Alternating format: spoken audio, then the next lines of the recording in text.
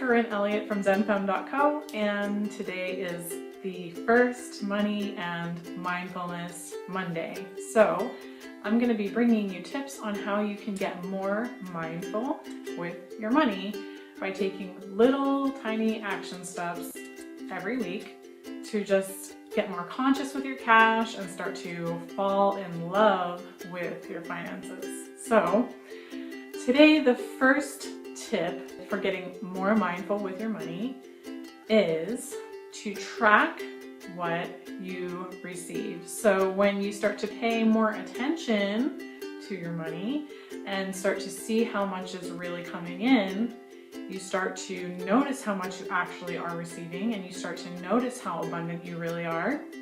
And then you start to feel how abundant you really are. And that, being in that state, basking in that state of receiving, helps you open up to receiving more. You start to raise your vibration to that of receiving. You get into this vortex of receiving. So that actually helps you receive more money. So really just the simple step here is to track what you receive.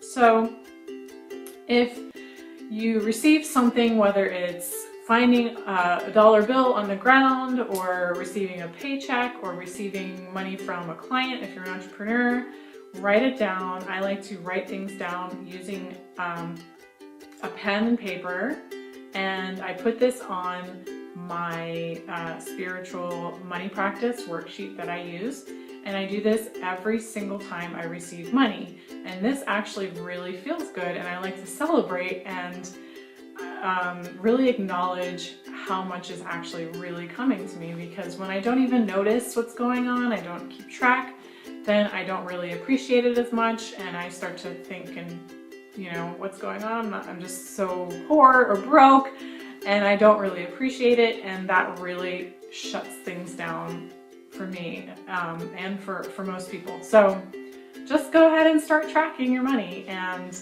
really be grateful for it. Consciously say a little prayer of gratitude and note how abundant you really are.